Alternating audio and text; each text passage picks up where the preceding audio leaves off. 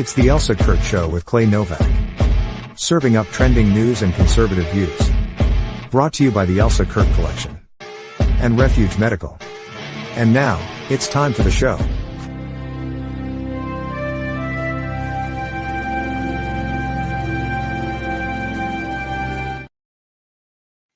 Oh my goodness, it's another week, another bunch of fun stuff. I don't know if it's all fun. It's never all fun. We know better than that. But we have a system here, right, Clay?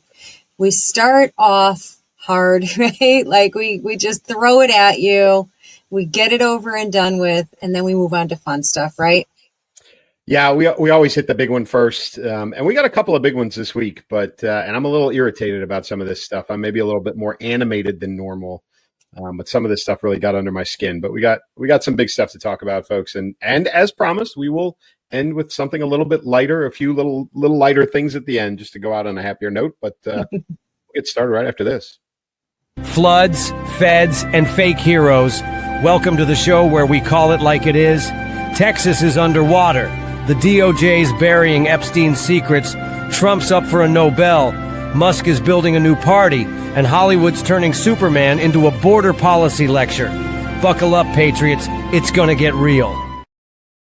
Oh, is it ever? So, I mean, right off the top, let's just hit honestly, the most devastating one right off the bat, right? Just awful, awful, awful. And it's so crazy. You know, we have there's tons of video, right, Clay? I mean, it's all over the place. But this one, and I chopped it up a bit, just for time. And it's like a time lapse. So somebody had done a time lapse. It was like about a 35-minute time lapse, and they sped it up. I took it and kind of chopped it up, but it just gives us that overview of how fast this happened. Where is that? Let's see. Here it is.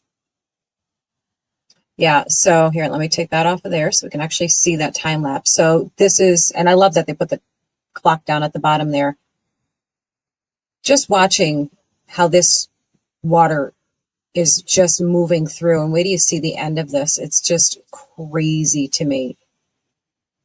And I think this guy is like he's on like a bridge, which is crazy in itself. As is obvious, I took the sound off because it was like kind of really loud, but look at this. It's going right underneath there. You see all that debris is just building up. Now here we are 23 minutes later from the start. Look at this, 23 minutes later. That has got to be so terrifying to watch. And I'm not sure if I give this guy credit for standing there and recording it all and not getting to safety. But yeah, see the house. Just insane. 35 minutes there. And I think that's gonna cut out right about now. Yeah. Awful. Yeah. So 6 counties affected. So Kerr, Travis, Kendall, Burnett, Williamson, and Tom Green counties. And for those of you that don't know Texas well, that is Austin as a whole, everything around Austin, a little bit west of Austin, north of San Antonio, and then one other county a little north of that. Mm-hmm. Right now, and okay, so it's Wednesday, 4:30 in the afternoon Eastern time, because it matters. That timestamp matters because right now the count I saw was 119 dead and 161 still missing. Yeah. Okay. And again, that number will change before this airs on Thursday. Yeah. I saw everything from 6 inches in some places. Most places was 10 to 12 inches. Some places were 20 inches. But you know, that film you showed, really what that tells you is not necessarily how much water, but how fast. I mean, you can get 20 inches of rain spread over 2 days or 3 days. It'll be bad, but it won't be like that. I mean, 20 inches of rain, that happened in a matter of a few hours, folks. And so that's the result that you get. You get flash flood, scary kind of stuff. And water is the worst. Awful. It is, it's strong, it's powerful, it's heavy. It will flow around through over anything and everything in its path. It will carry, the house is a prime example. Water, and this, this is a case of one of the worst case scenarios, but water is has the power to be absolutely devastating. And that's exactly what happened.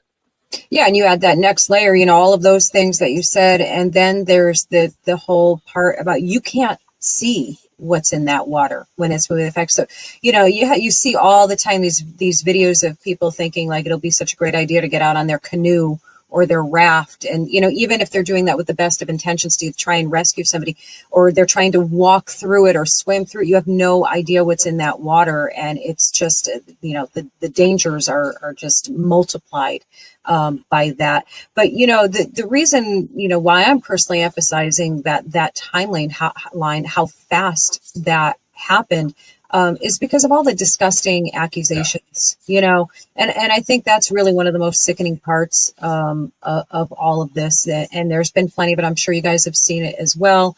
Just from the media, mainstream media outlets, the alphabet media outlets, right away going with, blaming Trump and cuts to the National Weather Service and, and all of that nonsense. Just running with completely false information and just bringing more damage to an already awful situation. People just being disgusting, horrific humans. Like there's a couple people that have actually gotten fired from their jobs. There's this woman here who decided that this was a great comment to make. She is or was a doctor. She, I believe, has been pediatrician, right? Yeah. And there's several others. I just, I don't want to give these disgusting people any more attention. Definitely want them called out for being horrific humans. But, just the flip side of that, this guy here, 26-year-old Coast Guard rescue swimmer Scott Ruskin, saved 165 lives during the Texas floods. So he is a rescue swimmer in the Coast Guard, which is, listen, Coast Guard doesn't get enough credit. And I've said this a number of times, before 9/11, Coast Guard was in contact with bad people every single day. And then, we use them when I was deployed. They have arrest authority. They can arrest people. So we had Coast Guardsmen on more than one occasion assigned or attached to us when we would go after some high value folks that needed to be potentially arrested by U.S. authorities and then sent to places where U.S. prisoners went. So wow. I worked with Coasties before. They're very underrated folks, very professional organization, and they put their butt on the line on a regular basis. And this guy's a prime example. So he's a rescue swimmer, and really, folks, it's not a great movie, but if you want a taste for rescue swimmers, there is a movie out there with some big names called The Guardian. It's got Kevin Costner and Ashton Kutcher in it. And it'll give you a little taste of what rescue swimmers are capable of. But these folks are trained to jump into the worst of conditions, literally. Think off the coast of Alaska, think, off the coast of California and Florida. And obviously in situations like this, to jump in. And not only are they unbelievably talented, skilled, and strong swimmers, they're scuba capable, they're medic capable. They have tons and tons of training. I think their training pipeline's over a year just to get certified, right? And a high washout rate. So this guy was stationed in Corpus Christi, and this was his very first rescue operation. Wow, I don't think I realized that part of it. Oh my goodness! So 165 rescues, right? There are divers, there are rescue swimmers who will not get 10 rescues in their career. Will not get 15 or 20, depending on how long they stay in. So this guy's 165 on his first go, plus he triaged and treated 230 total people because he was the only, medical manager on site. So when he wasn't in the water, he was doing medic duties on top of it to save all of these people. Unfortunately, And I really believe that an exception should be made. The Coast Guard does have a Medal of Honor as a service branch. There's only been one Coast Guardsman who's ever been awarded it. But the problem is that Medal of Honor is traditionally for actions in combat. I see. Well, they need to create. They need to create something. They have another, top tier, award. But I think for the Coast Guard, because of what they do, this is unbelievable. If there's anybody that deserves a Medal of Honor, this is the guy, right? Yeah. Oh my goodness. And I think there needs to be some sort of adjustment made. I don't know, maybe just within the Coast Guard or something, but unbelievable what this guy did, and good on him. I mean, really good on him. 26 years old. He's a kid. Wow. Yeah. Unreal. Wow. Talk about being made for such a time as this. He was perfect guy, perfect place, perfect time. Yep. Wow. 100%. Yeah. And I'm so glad to see him getting the acknowledgement. And like every true hero, it's probably horrifying to him to be singled out like that. Well, he probably would say he's just doing his job, and God love him for that too. And I saw an interview with a couple of other rescue divers, some local folks who got in maybe, after he did, or maybe in different locations. And what you don't think about with this is, and let's just talk, unfortunately, about Camp Mystic, which is one of the things everyone's talking about. Camp Mystic is a kids camp. It's been around for a very, very long time. In fact, it's got a tie to the Bush family. I don't know if you saw that or not. I did not. Yeah. I knew there were a lot of different ties, but I didn't realize that one. So President Bush, President W, his wife was a counselor there when she was younger. And is Jenna the blonde? Is she the one that's on TV? Their daughter? Yes. So because mom had been a counselor there, they had sent in years past their 2 kids to that camp, right? So this camp's been around for a long time. It's well known. It's well respected. But that camp was in the middle of this. There are some horrifying stories. The counselors, there were a total of 27 campers and counselors, including the director himself, were killed during this. And the director was killed, notably trying to save and protect kids. But going back to the rescue divers, those folks are going in the water, and now that it's been a day or 3 or 4, this is not rescue anymore. This is recovery. So unfortunately, what those folks are going to go into is some very dirty, muddy water, and they're going in to find people that are deceased and probably not in great shape. So there's a flip side, a very gut wrenching side to that heroic effort by Petty Officer Ruskin from the Coast Guard, is that there is obviously the awful stuff that comes with it. Yeah. There's going to be a huge emotional toll to be paying for those efforts, and I hope they get the love and the care and the respect and everything that they will be needing from this kind of experience. It's devastating. I can't, I watch the video, I watch the news, I watch the stories, and I can't, you just can't truly wrap your brain around it. You think you can imagine it, you cry, it breaks your heart, all of the things, but to live it and experience it is something completely other. And I think that's why, for myself, and of course for you and so many others who actually have compassionate bones in their bodies, are so appalled and disgusted by the behaviors and comments and sentiments of just random people on the internet who forget their humanity, and just, the stupidity, just the stupid things. Celebrities are probably my absolute favorite for saying incredibly stupid, ignorant things and just parroting nonsense that they hear.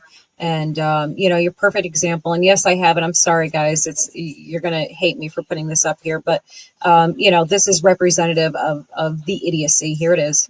And what a horror story in Texas, the flash floods in Texas. The Guadalupe River, 51 missing, 51 dead, more missing. Children at a camp. And when the president guts all of the early warning systems and the weathering forecast abilities of the government. I'm going to stop her for a second. You know, if she had just stopped, if she had just stopped at the, and of course this was earlier on, obviously those numbers went up since she had posted this video right up on her face like that.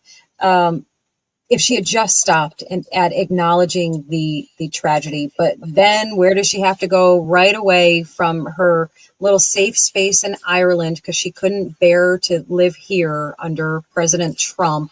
But she can't help but weigh in on this stuff. This is exactly where she goes. These are the results that we're going to start to see on a daily basis, because he's put this country in so much danger by his horrible decisions and this ridiculously immoral bill that he just signed into law. As Republicans cheered, people will die as a result, and they've started already. I mean, you know, way to not only just politicize a weather event tragedy, but to do so utterly and completely 100% incorrectly. And, you know, as always, the thing that yanks my chain is that she'll never backpedal. She'll never come back out and say, I was wrong. I apologize. You know, she had her moment. She had her little dramatic statement there. And this is what these people do. And they spread these lies and false information. And the problem with that, you know, and I know a lot of people will say, well, who listens to Rosie O'Donnell? Who cares? Which is it. The problem is she's, like I said, she's parroting what these other people, these mainstream media, which, by the way, you may not be listening to what Rosie O'Donnell says, but you can be damn sure that there are a lot of people listening to what the mainstream media says and taking it as truth and then running with it. You know, it's that, I don't know, it's like the bad version of like the butterfly effect. They just keep spreading this garbage. Did you see, Clay? The other one I wanted to touch on this was the, you know, it brings out all of the things, right? It brings out the heroes and the amazing stories of courage and greatness. Those are my favorite ones. Those are the ones I would really prefer to focus on. It brings out the zeros, like that pediatrician who's absolute garbage. And it also brings out my other favorite, the conspiracy theorists. And I tell you, I have a little bit of it in my blood, so I have nothing against it. But sometimes it gets a little carried away. And I think this is one of the cases. I think this is the cloud seeding. Did you see the people blaming cloud seeding? Yeah, I've seen this, and listen, there is, I'm a believer that there is some truth to, you know, to cloud seeding, right? To generating. Absolutely. It is a thing. To generate rain. And I know it's been done in many places, you know, for crops and to prevent drought or to reverse drought and those kinds of, and listen, the technology's out there. There's no doubt about it. Folks, this ain't it. Like this isn't it. I know everybody jumps on these opportunities to say stuff like that because it's, you know, tangentially related, but this ain't it, right? This is not, that's not what this is. And you're right. There's different levels of stupid associated with incidences like this. One of them is the mainstream media who is pretending to inform, you know, and report.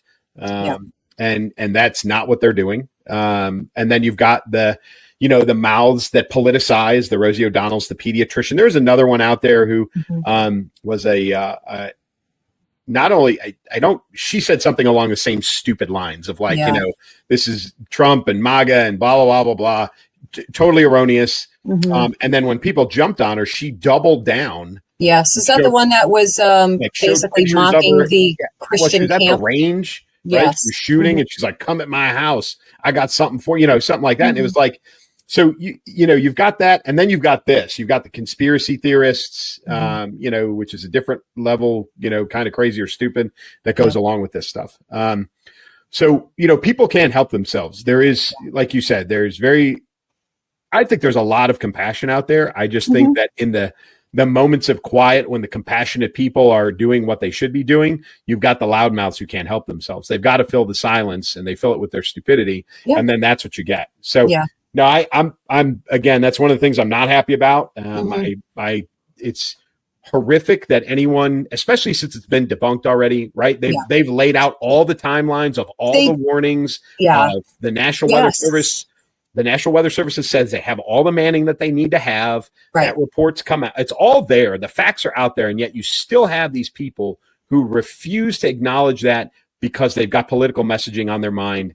Right. And it's just sick and it's gross, really. Yeah, and exactly. And the fact is that they had extra staff on hand. They were not understaffed. They had extra staff on hand. Warnings had been going out from 12 hours, I believe, prior to, and of course, all leading up to, I think, correct me if I'm wrong, Clay, the biggest problem came when those critical warnings, like the get the heck out of there now, it was like the middle of the night when people were sleeping, early morning, and they simply were not awake to hear it, to know. And, and there's that sense of disbelief. I think that happens, that people are like, we're going to get a lot of rain. It's going to be crazy. Let's just, wait it out. And, it's a combination of so many things, but the biggest factor is that timeline, how quickly that happened. And, just to quickly go back to that cloud seeding, I want to just say two quick things. One, I completely agree, guys. I do know. I'm not disputing that cloud seeding is a thing. It's absolutely a thing that's happening. I do not love this idea. I do not think we should be fooling around with Mother Nature, and trying to basically play Mother Nature. It gets a little, we start hitting those gray areas, and I feel like that's one of them. It creeps me out a little bit. However, so this is what was reported. And, I can't tell you what to do. Believe it, don't believe it, whatever. But this is what they put out. So they said, yes, Rainmaker, which is the cloud seeding company that they were talking about, conducted cloud seeding on July 2nd, 2025 in South Central Texas. That was accurate. That is true. It said, but the clouds dissipated that afternoon. The July 4 floods, killing over 100, were caused by natural heavy rains from Tropical Storm Barry's remnants, per meteorologists and fact checks. I know we hate the phrase fact check. It always gives you a little twinge, but, so the claims are just not true, coincidental, sure. And no, I don't like that word either. But they have timelines here to show, they can back up what they said. So there's that. Again, I don't dispute that cloud seeding is a thing, certainly not saying that. But that was not the factor here that caused this to happen. So, yeah. I think, going forward, nothing, other than the heroic actions by petty officers, and, not a lot of great is going to come out of this, except, and, folks, if you think I'm saying this too early and maybe we should take a breath, okay. But I think, the discussion has to be had for facilities like Camp Mystic in their emergency, not in their viability or anything else, but in their emergency response. And some of that is regional, right?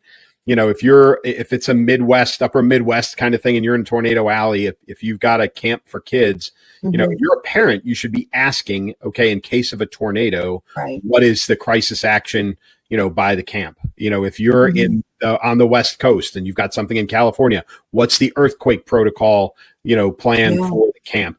If you're in Florida, the Southeast, or even on the Gulf Coast, what's the hurricane plan? You know what I mean? Like, and those facilities and those camps, and I'm not saying Camp Mystic didn't have this, because I don't know. But what I'm saying is, you as a parent, or any consumer like that, if you're going to go and enjoy those types of events, or if you're going to send a family member, you should be asking those questions within, just common sense. And if you're an owner operator of one of those facilities, you should be planning these kinds of things. And I know it gets a little cost prohibitive sometimes, but you can't have these kinds of things happen. And I'm not saying that what happened at Camp Mystic was preventable. I have no idea, but I think in the grand scheme of things, we collectively need to start taking a better view and a better preparedness posture for things like this, because even if the facility can't, prevent it, when Mother Nature votes, she votes, and there's nothing you can do about it. But if all the precautions aren't being taken, then you should at least raise an eyebrow. Yeah. And, and as is always the case with tragedies along these lines, they unfortunately become the learning curve, sadly, right? And that's, so if there is something good, and that's what you do. I think that's what we do, the humanity side of us, survival side, all of those things. That's the side that says, okay, so something horrific has happened. This is devastating and heartbreaking. What can we do now to prevent that? So what can we do to make good come from something so tragic and awful? Well, we can learn from it, right?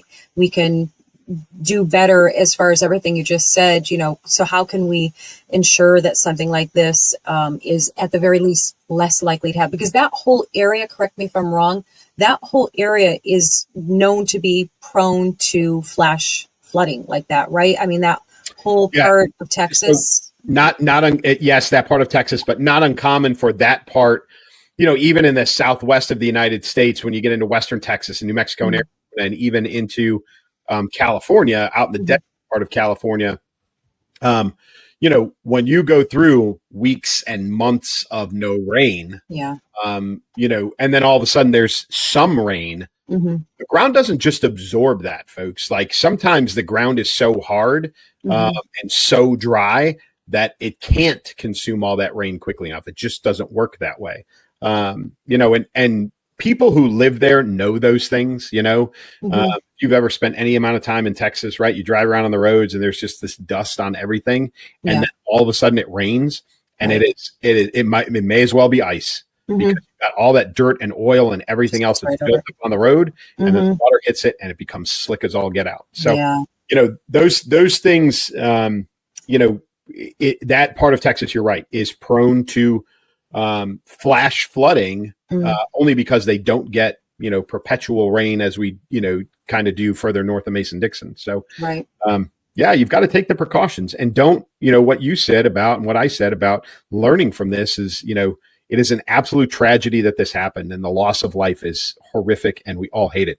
Do not look past it, and if we're going to make that anything good come out of that loss of life, it's to prevent it from happening again in another way. So learn the lessons, apply what we know, and make sure that we're not having to do this again at another location in another place because somebody didn't pay attention. Right. Yeah, absolutely. Our hearts and prayers absolutely go out to everyone affected by that and to the rescuers out there and just working tirelessly to, hopefully find as many survivors as possible and, and the recovery efforts obviously as well.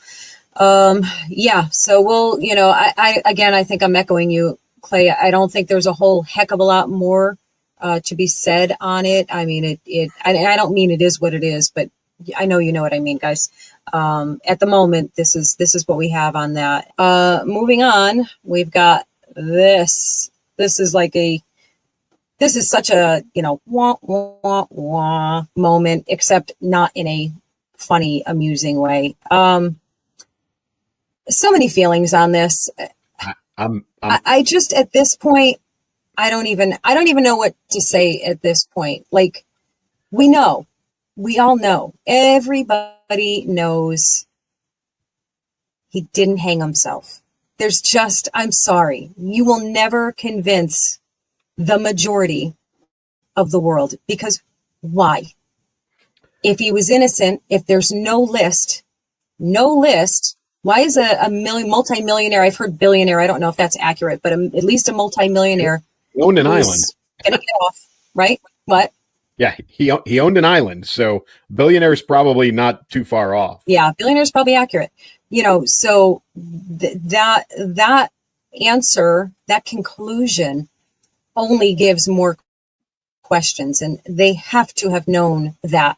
But my impression here, Clay, and you tell me what you think, is that they are closing the conversation on that. They are done talking about it, and I think that is going to be the continuing response, that like we have concluded our investigation on this. We're done talking about it, and that's that. And a lot of people are not happy.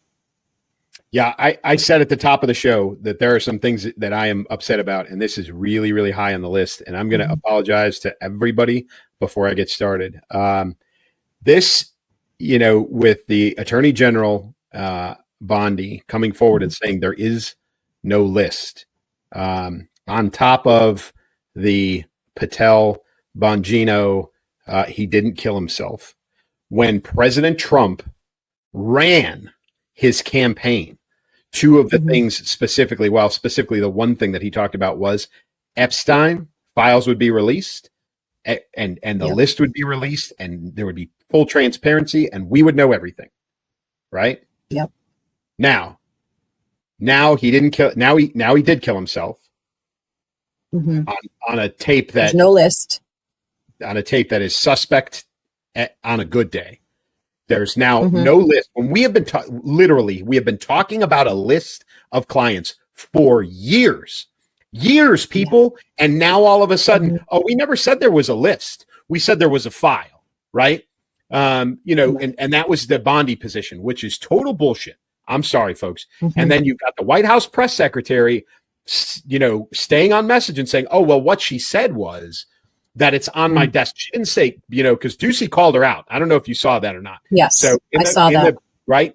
So Peter Ducey, God love him for being an honest attempt at being a journalist, right? Playing both sides. Yeah. Said, listen, she said there was a list. And then, the press secretary said, no, what she said was it was on her desk. And what she was talking about was the whole file, not a list specifically. We've been saying list. Everybody has been saying list for years. And now there's no list, right? We didn't say file. Nobody was saying the Epstein file. Nobody was saying, that anything, but list was the word, right? And now all of a sudden there's no list. And, Ghislaine Maxwell is still in jail.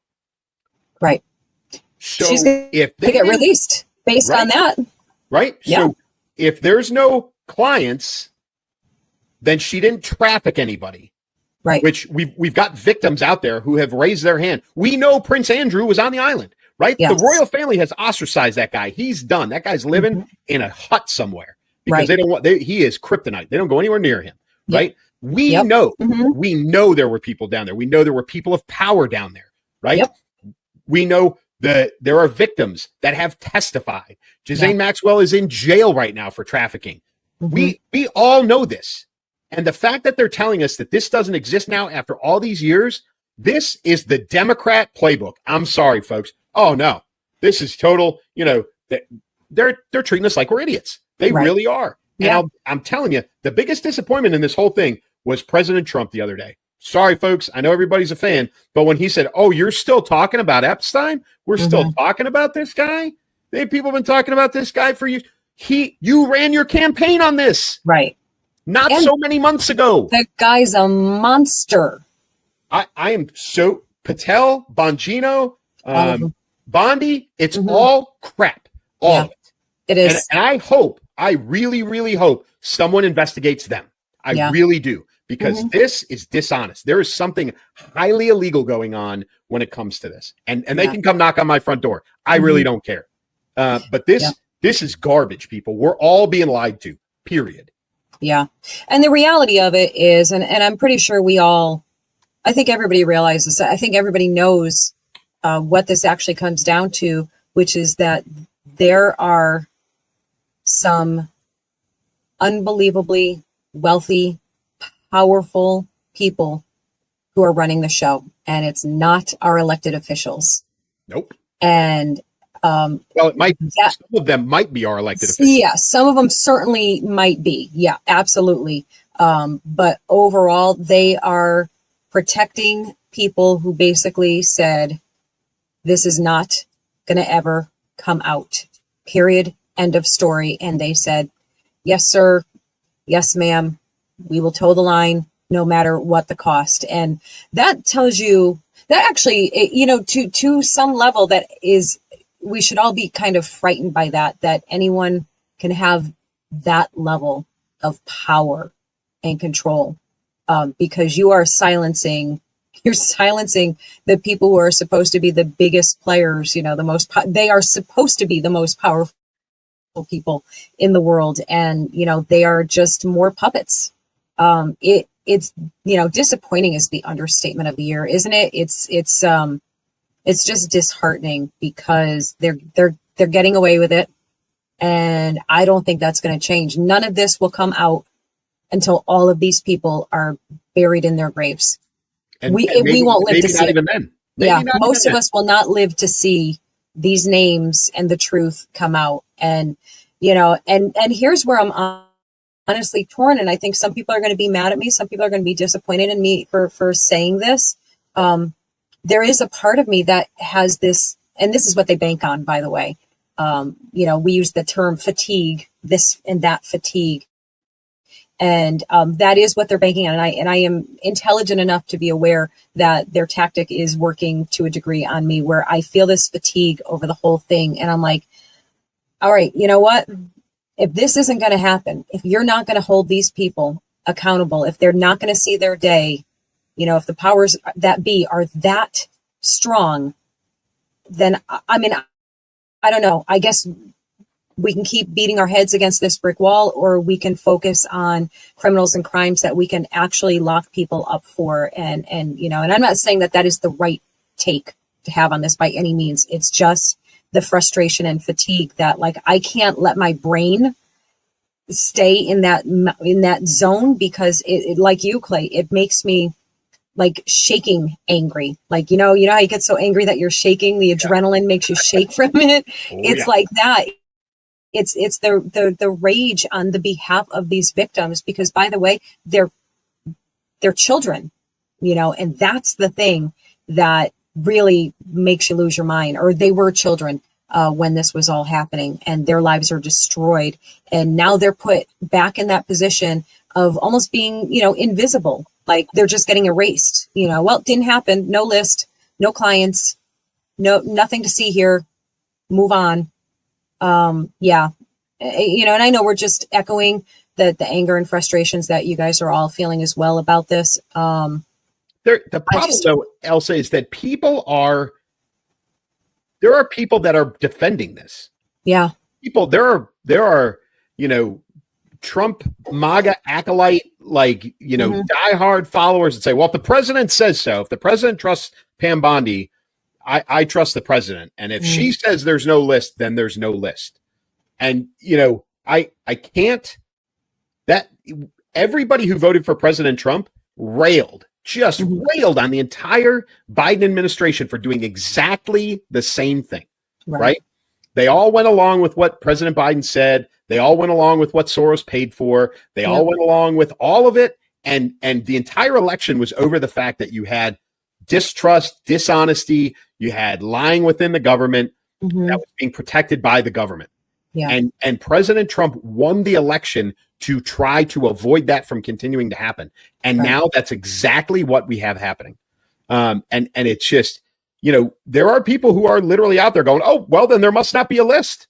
If Pam Bondi says there's no list, and President Trump says there's no list, and we should stop talking about Epstein, then we should probably do it. No. Yeah, it's a little crazy. And I see some of the, the big name pundits towing the line here and doing that. And and that says a lot right there about, to answer the question of, is there a club?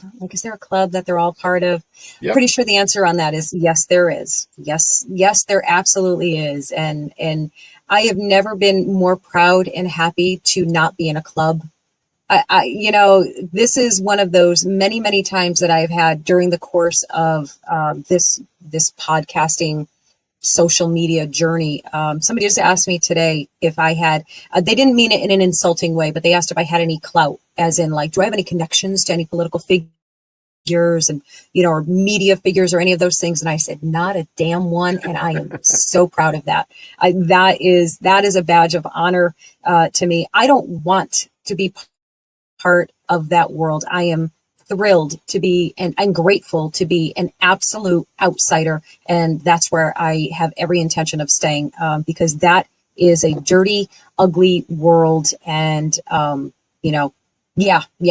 glad to not be part of the club, the cool kids club, because this is what's expected of you. Now, here's your script. Here's what everybody's going to say now. And you keep saying that until more people say it because you have influence. So yeah, it's disappointing. I still love Trump. I do believe that this is something so much bigger than any of us can possibly fathom. I mean, I just don't even know what to do anymore with this. What do you do with this anymore? I love the fact there are people that aren't going to give up. I do know that there are people who will now make this their life's mission to get some type of truth and justice out of this. I hope they're not in the hamster wheel, wasting their time. I don't know. Yeah, I think these are the things, the habitual argument has been, or the discussion has been, that when the left loses or they get outmaneuvered, they get violent, right? We've seen that time and time again. Yeah. We've seen it in the protests that become riots, and then, it's burning down cities and it's attacking ICE agents, which happened this week twice. Yeah. And they do, that's their response. And the conservative side says, it's kind of funny because we're the ones who legally own all the guns and we're the ones who are not the violent side. But these are the kinds of things that will raise the level of frustration to the point of violence. I hate to say it, but there are enough people that will be upset about this to such a degree that it would not surprise me if there was some sort of, unwarranted is probably not even the right word, but some sort of violent response to this in some way, shape, or form. Yeah. I think this is like the biggest, it feels like the biggest con job ever. Yeah. Yeah. Well, this actually leads unintentionally, believe it or not, guys, this leads actually right into this question. Is this going to be the answer for some people? Could this have been, or could this be the thing that pushes people to say, you know what, I am done with the Democrats. I am done with the Republicans. It's time for something new. Before this literal conversation right this minute, I was so dismissive of Elon Musk's, what does he call it? The American Party? The American Party. I was so dismissive of this because I thought it was absurd and obnoxious and ridiculous and reactive, which it's all of those things.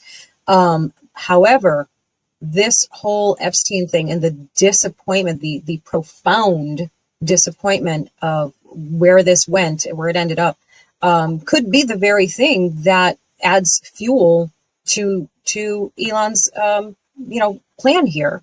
And I'm not saying it's a good plan. I'm not saying it's the right plan. I'm just saying it's something that could absolutely push people in this direction, who are just sick and tired of all of them. This one big club, again, I'll use that phrase. This kind of proves that they really, truly are all in it together, right? Or at least it certainly feels that way from this. This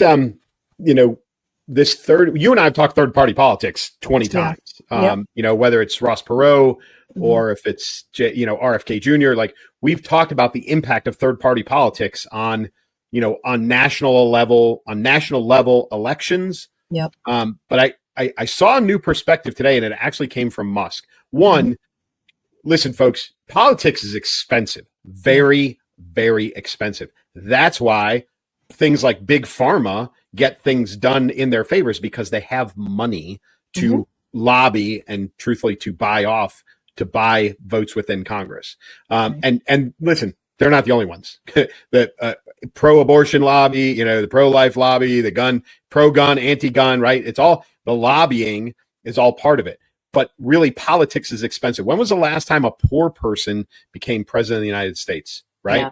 When was the last, even if you say Obama, I disagree with you, but you go back and look at how much money the Democratic Party, the DNC, dumped into getting him elected, okay? People without money don't get elected. Musk is like the guy who can do this because he is willing to, I think in most cases, put up his own cash to fund this. So that's part of it. Like this, there's some reality to this because of his financial ability. Now, the thing that I hadn't thought of in all the discussions that you and I have had and I've had with other people is Musk is not looking at this point to change or even put a third-party candidate in for president. That's not where he is focused. He is focused on congressional seats, because if you look at Congress right now, both the House and the Senate, it's a razor-thin margin between the two parties. And what he said in the, the kind of announcement of all this is, and it was in response to the, one big beautiful bill getting passed, was if you put a third party in there, a viable third party, and they hold, say, 6 or 7 seats in the Senate, and they hold 25 seats in the House, they are the swing vote, and they hold all the power, right? You don't have to be, right? You can affect the majority. You can be the ones who make the majority by only having a few people, because the margin is so thin. And that's what he's aiming at. I think he really is aiming at backing enough moderates to get those kinds of seats across Congress, because then it changes what laws are passed and how. It's not, you can't go party line anymore. You can't, which again, I am all for. But I think affecting the White House is a totally different matter, but I don't think that that's what he is aiming for. So third party politics below the White House, I think is definitely a new discussion, and one that has some teeth right now in light of everything that's going on. Right. Yeah, absolutely. I think this definitely lights a more fire underneath anyone who considering this as a potential viable option or idea. So I don't know, Elon Musk, I have never been an actual fan of his by any means. I have consistently said I appreciate the role he has played to serve purposes that have been beneficial for us as a country, for social media as a platform, all of that stuff that does not coincide with trusting him or, really anyone in power, and nor should anybody have that high level of trust in them. Your trust is, you trust them as much as you need them, basically, I think is kind of what it comes down to. Right. But either way, it's obviously something we have to keep watching. I think that is going to develop probably very rapidly. I think, he's already declared that it's a thing for him to backpedal now, to say, okay, never mind, I'm not going to do it. I don't think that's going to happen. At least not anytime soon. There's egos involved. So we'll see what direction that takes. And let's, all I can do at the moment is just hope that it is something that actually ends up being beneficial to the American people in some way or other. And there's plenty of people that do feel that it does have that potential to do that. So jury's out for me. Yeah, I think jury's out for me too. But I think in the context of what he's talking about, it makes it much more viable than trying to win the White House. So, it's a smarter approach. And I think it has it's not a high chance of being successful, but it is a higher chance of being successful because he's not aiming for the White House, which is right. So, yes, very smart, but very smart. Talking about egos. Oh my goodness. Talk about whether or not President Trump, do you think he's going to win a Nobel Prize? You know what? I mean, what is this? Is this like the third or fourth time? I don't know. One of those is going to be a charm. I thought the same thing. Yeah. But if you go back and you go back into his previous administration, right? This is like the 12th time he has had about 12 nominations, give or take, for a Nobel Prize. This one, you got the latest one, folks, is President or Prime Minister, whatever he is, Netanyahu, Bibi. Bibi handed him a piece of paper and said, "Hey, I'm nominating you for a Nobel Prize," right? And Trump was very, gracious and those sorts of things. Now, he hasn't been so gracious in the past about the Nobel Prize. He has made statements like, they gave it to Obama for nothing. Obama, talked about how good he was at bombing people with drones, and they still gave him a Nobel Prize. And I did this and I did that, and I still won't get a Nobel Prize. And there's some truth to that. But again, he's not he doesn't have the most humility. But so Pakistan nominated him last month. Yep. U.S. Representative Sweden? Carter, right? Carter, Darrell Issa have all nominated him within the last 6 or 7 months. And going back, I think the number is somewhere in the 10 to 12 range of total nominations. Wow. That he has been nominated for the Nobel Peace Prize. But I don't think he's going to get it. Yeah, he probably will not. I personally believe that he does deserve it. But yeah, will he get it? Probably not. I have to agree with him. He said that as well, of course, that he probably would not get it. And that is probably true. I do think he deserves it. But But the flip side of that is, at this point, I mean, how much do we care about these things, anymore? Like prizes, awards, all that stuff. Like, and I know this is like the top of the top. But, in the general sense, and maybe this is here's the fatigue word again, my Hollywood fatigue and celebrity fatigue and the yay me fatigue. I am so tired of all of that kind of stuff. And when it comes down to it, they're just trivial things. Like all that should be mattering is, what you're actually doing and not the, I don't know, the accolades for it, which are nice. I mean, don't get me wrong. I love a pat on the back. I love compliments. I love compliments, they make me awkward and uncomfortable, but I still love them secretly, not so secretly. But I don't know, like how much when, to kind of echo Trump, when Obama got it for basically nothing, how much weight does this actually hold in anybody's minds? Am I wrong, Clay? What do you think? No, I mean, you can go into the comparatives and that's the problem, right? Yeah. There's been a low bar set. And so what people will say is, well, he got it. Why shouldn't so-and-so get it? Or why don't I have it? And there's been mistakes made, but I think, the Nobel Committee, when you guys start getting into science and research and those kinds of things, that's a little bit different. Yes, the Peace Prize seems to be a very arbitrary, popularity contest. It probably needs to go away because it's been stained and soiled over the years so many times that I think it's largely irrelevant. So, do I think he'll win it? No. Do I think he'll keep getting nominated? Yes.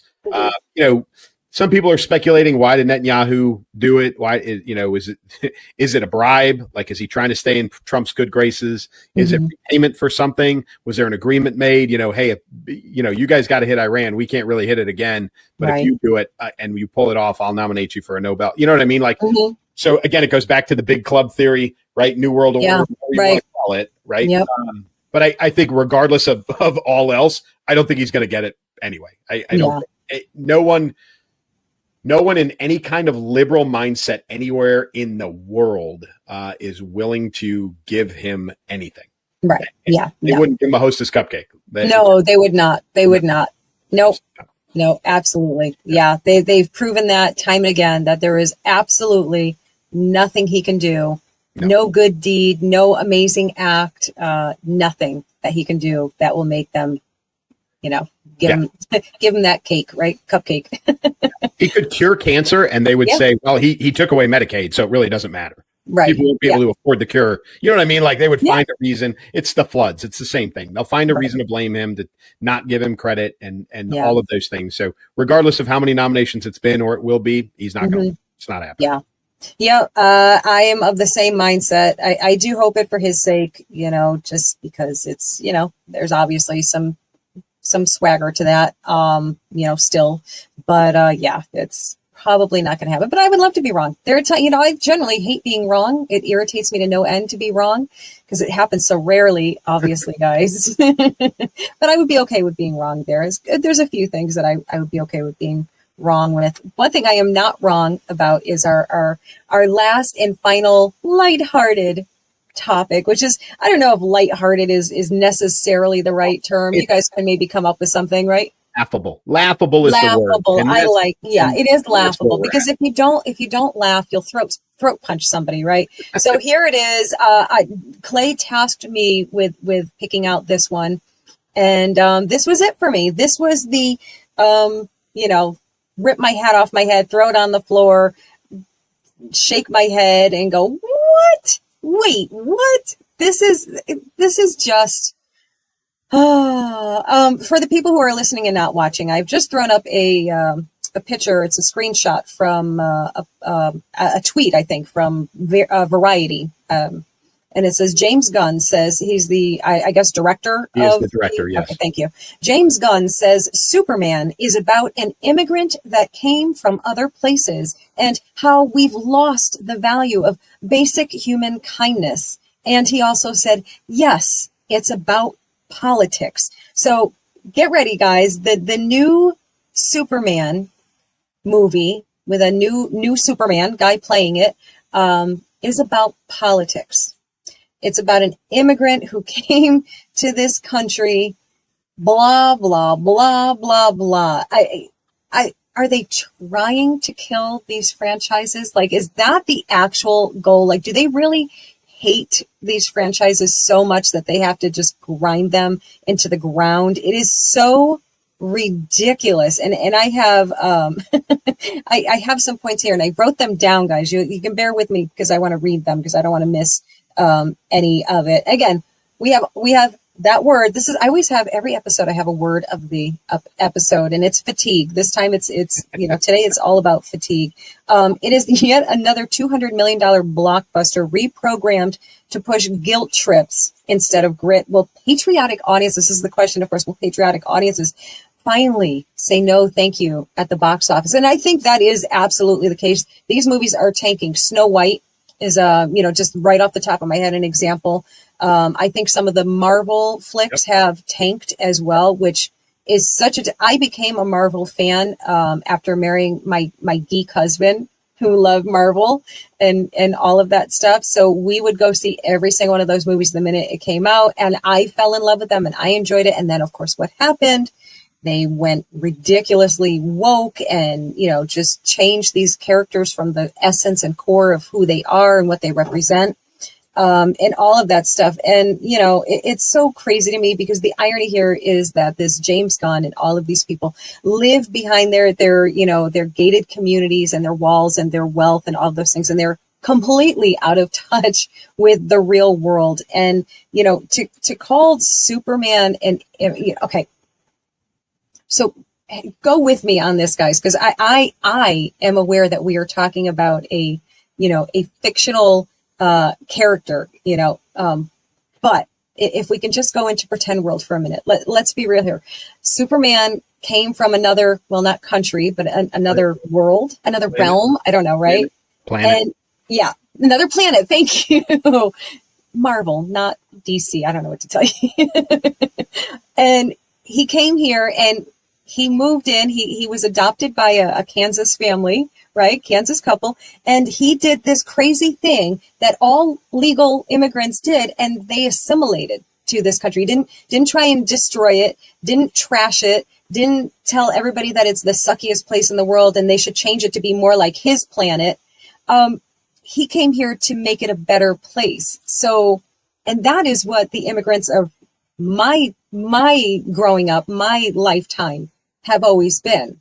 They came here legally. They worked their butts off. They fought for the American dream, or they believed in the American dream. They fought to have that for themselves and their lives. And they loved this country. If not as much as their born country, as much. They loved it here so much and wanted to become part of it, not change it.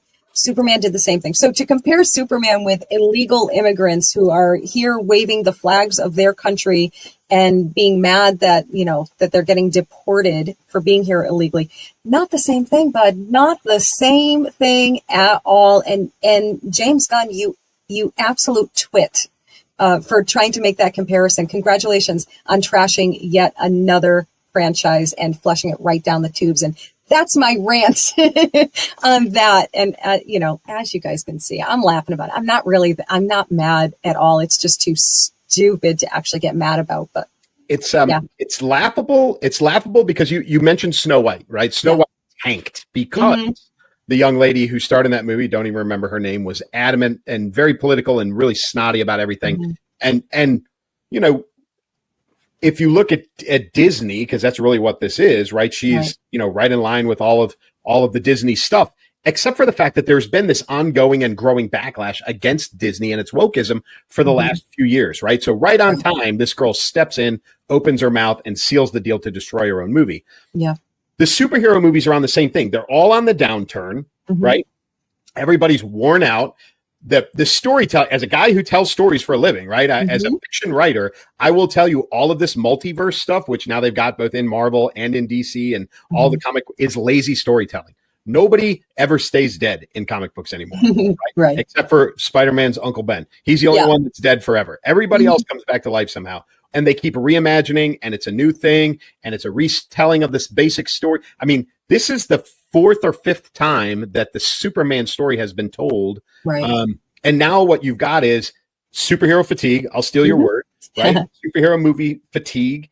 And then you've got a director who basically says, this is about politics. He actually used the words jerks and screw them in an interview talking about potential audience.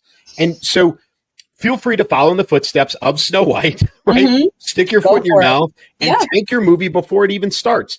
So, and Kellyanne Conway, came out, they were talking about this. She was on, I think, The Five or something. And she said, nobody wants to go to a movie to be lectured to anymore. And she's right. And she took a lot of crap for that. But she's right. Like, we're all at the point now, I just want entertainment. And if you tell me before I even go to the movie that it's about politics, I'm not going. Exactly. Like I'm already out. Thank you for letting me know. Thanks for saving me that, whatever it is, $18-20 now, right? You're better off pulling the bait and switch, right? And like letting me get in there and find out halfway through that it's about politics. Then I'll be pissed afterwards. Now I'm just not going to spend the money. Right. I think you're going to see a lot of that. And I think you're going to see disappointing performance at the box office from yet another dum-dum who decided to, not read the room and just let things go. And on top of it, to make it even worse, his brother, he casts his brother in all his movies. Okay. And if you're a Marvel, right? If you're a Marvel fan, James Gunn did the Guardians of the Galaxy movies. Right. Yes. And his brother is one of the Ravengers, whatever they're called. Okay. Right. Yeah. So he's one of those guys. He's in this movie too. He came out at one of the premiere events and basically echoed everything that his brother said.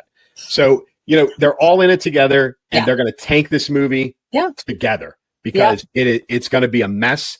And, it's laughable. And it is. Folks, that's what we're ending with. It is because you know what? I'm patient. I am I'm technically not really, but I can be in something like this. I guess when I care less, I can be pretty patient. But, these comics, these movies have, like you said, they just recirculate them. They reimagine them every few years. They start all over again. And when that shift happens, when they wake up and they realize, oh, these aren't making money because nobody wants to see this kind of garbage, they will go back to the original concepts and ideas and it will be wonderful again. And I will say, take my money. Here it is. I will come and watch every single one after another and love them to pieces. Just, and that's the thing about, these storylines. People actually love the familiarity of them. They don't want you changing it. Then I think in this one, I think I read somewhere that like he didn't even bother with any backstory, nothing. He just plopped these characters right dead center of the storyline that he created and just ran with it. So there's no backstory. I think him and Lois Lane are already a couple. It's just like bam. Oh, okay, we're in the middle of the story already. Okay, cool. So save your money, guys. Can we have Christopher Reeve back, please? Can we just? All I know is this movie has the dog. Super is in the movie. It's never been done in a Superman movie before. Really? So I think that was their attempt at bringing something new. But, look, folks, regardless of all that, it is laughable because they're trying to convince everybody to see these movies and then they're shooting themselves in the foot at the same time. So see it if you want.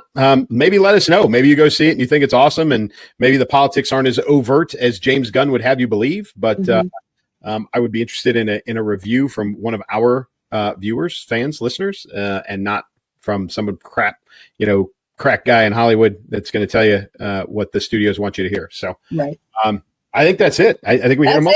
That is it. That is the end of the thing. So, listen, guys, next week is kind of up in the air. I think my daughter is expecting any time now. My fourth. Again, grandbaby number 4 is that baby's gonna be here next week no matter what. That is her due date is the 18th. My flight is scheduled for the 17th, cutting it close. All her babies have been late. Clay and I were talking about this before. All her babies have been late. This one seems to be on track to be late as well, but you never know. So we will see. It's up in the air. So I'm so excited. I am no less excited for grandbaby number 4 as I was for 1, 2, or 3. So I am so excited. I can't wait to hold the teeny tiny little thing. Yeah, that's it. That's all I got, Clay. You close them out. Hey, folks, Keep Moving, Keep Shooting. Second edition is out. It's available. It's in the wild. I know people that have gotten a copy already. So if you haven't gotten it off of Amazon, go check it out. Again, that's the second edition. And I am going to do one of my most favoriteest things this coming weekend, and I'm going back to jump out of an airplane in Florida, weather permitting. We'll see what happens, but that is my plan for the weekend, which I can't wait to do, and amongst many, many other busy things I got going on. So check out the book, folks. It's out there. The sequel's coming soon, Cross the Bear, so keep that on your radar screen. And until then, from me, keep moving, keep shooting. Take care, guys. We'll see you in the next one. Prepare for the re-release of Clay's electrifying novel, Keep Moving, Keep Shooting. This is book 1 in his gripping Cross to Bear series. Experience an edge-of-your-seat thriller that will leave you breathless. Get your copy of this highly anticipated re-release. It drops July 4th. Don't miss it. She's the voice behind the viral comedy, bold commentary, and truth-packed interviews that cut through the chaos. Author, brand creator, proud conservative Christian, this is Elsa Kurt. Welcome to the show that always brings bold faith,